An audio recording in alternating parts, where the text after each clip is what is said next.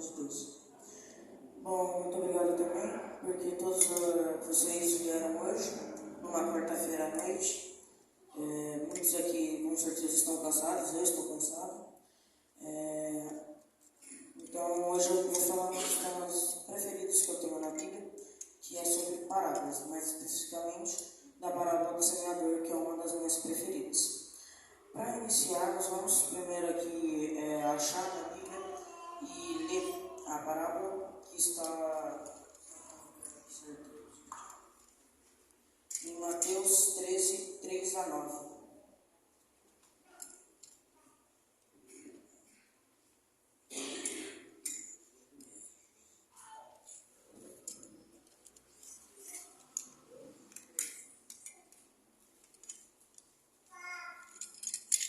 E podem deixar aberto que logo após eu vou retomar nos versos posteriores.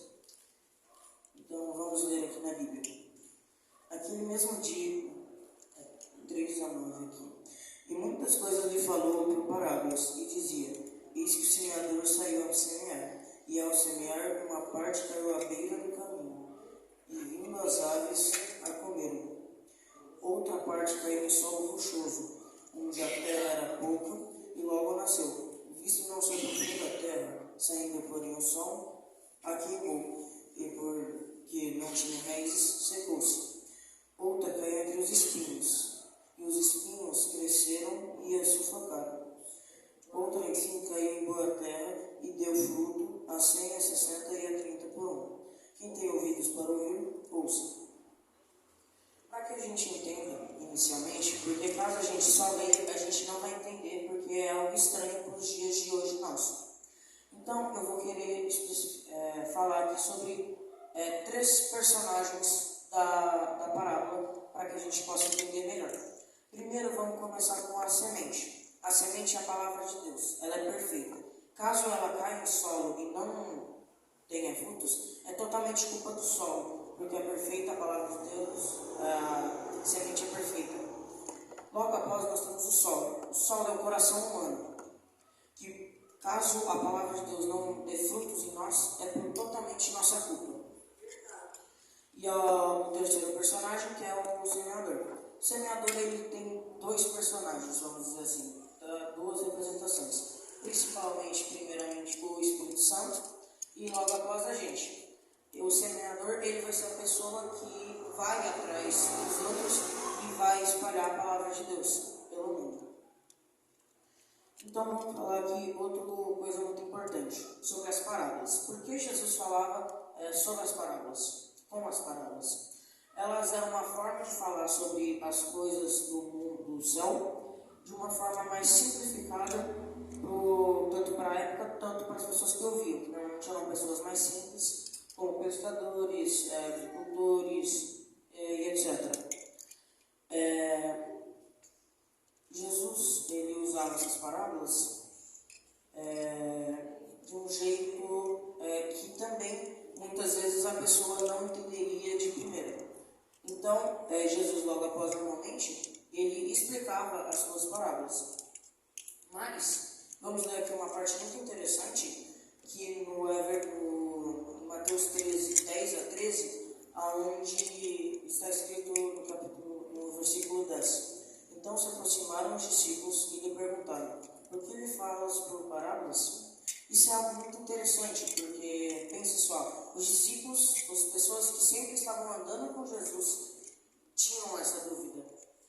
Então Jesus carinhosamente responde no versículo 13: por isso lhes falo por parábolas, porque vendo e não veem, e ouvindo não ouvem, nem entendem.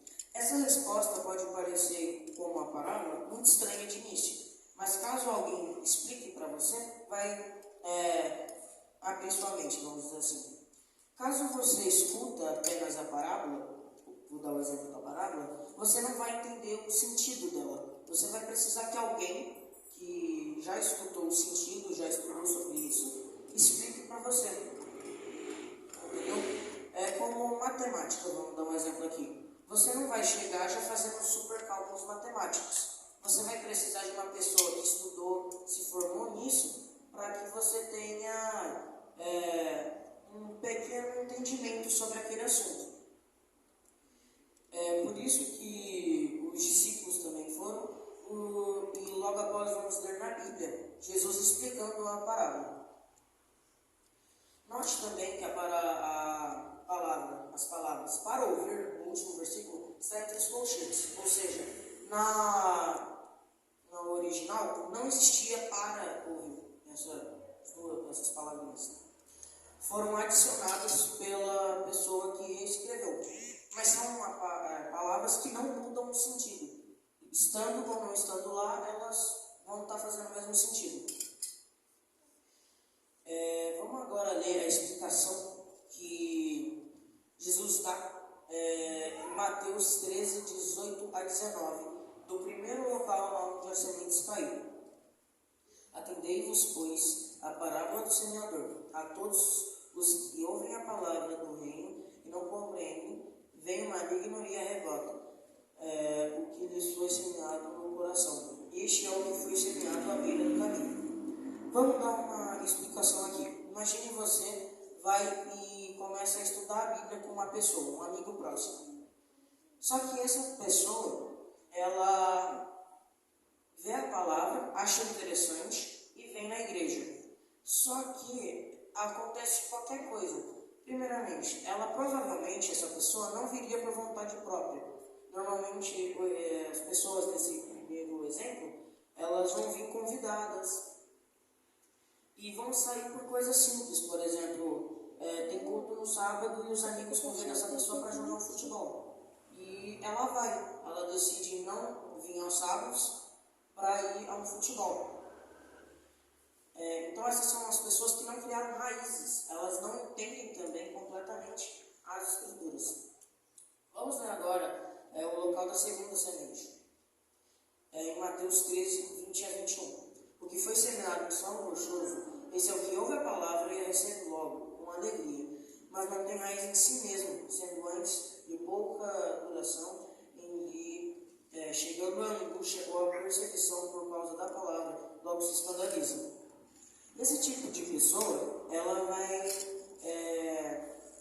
ser uma pessoa que, diferente da anterior, vai começar a frequentar mais vezes, mas vai chegar um ponto que ela vai falar, não, eu tenho que fazer tal coisa. Eu não posso simplesmente ir à igreja aos sábados, porque tenho trabalho na escola para entregar no sábado de manhã. É algo que é mais sério do que o primeiro exemplo, mas não chega a algo assim que seja impossível de se resolver.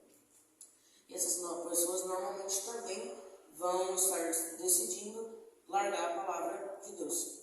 No terceiro exemplo, ele é o último exemplo que temos aí da palavra de Deus não dando frutos.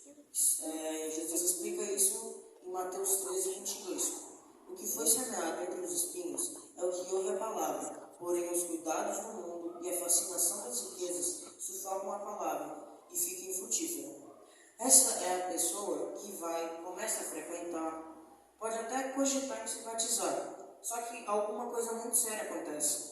Normalmente pressão sobre o trabalho, pressão dos professores, pressão da família. Ela decide então largar a palavra de Deus para continuar tendo um emprego, continuar frequentando tal faculdade e muitos outros exemplos. Diferente dos outros dois, esses são exemplos muito mais difíceis de se resolver simplesmente. E vamos ler agora a explicação do quarto lugar. Esse sim é o único lugar dos quatro que dá certo. Leamos agora em Mateus 13, 23. Mas o que foi semeado em boa terra é o que ouve a palavra e a compreende. Este frutifica e produz a 100, a 60 e a 30 por um.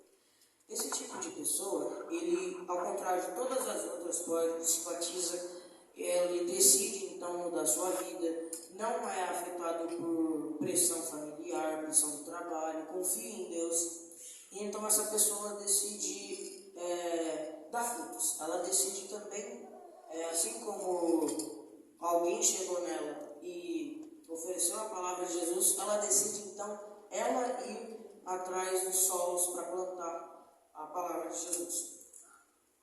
como vocês podem ouvir, com Deus produz a 100, a 60 e a 30 por um. Encontramos a seguinte citação do Espírito de Profecia no livro Parábola de Jesus, na página 7. Pela parábola do semeador, ilustra Cristo as coisas do reino dos céus e a obra do grande lavrador para o seu povo.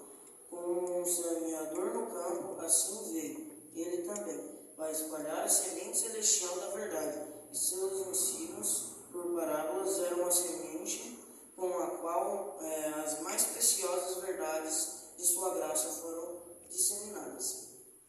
Ou seja, aqui está tentando, já fechando o meu sermão rápido, que a gente não pode ser o primeiro, o segundo ou o terceiro lugar. Nós temos que ser o quarto. E não só no sentido de ficar na igreja, não sofrer a tentação, não sofrer sob pressão, mas sim de frutificar. Ir atrás de novos membros, ir atrás de estrelas para sua coroa no céu. Que a semente do Evangelho um dia foi plantada no seu coração, que você regue com muito carinho e que continue nessa igreja. Amém. Mesmo que ela acabe, você não pode ficar com a imaginação de que é uma igreja. Você tem que ficar com a imaginação de que é a palavra do Senhor, a palavra da verdade, que é perfeita, não tem erros. E que você continue regando ela para que assim você frutifique e dê mais frutos. Você dessa vez então seja o lavrador, o semeador, que então vá atrás de outras pessoas. Esse é o meu desejo e oração para cada um de nós que estamos nessa noite e decidimos largar as coisas que nós estávamos fazendo à tarde e vir aqui na igreja. Por mais que hoje foi um culto rápido, é o meu desejo para cada um daqui germinar e criar novos frutos. Amém.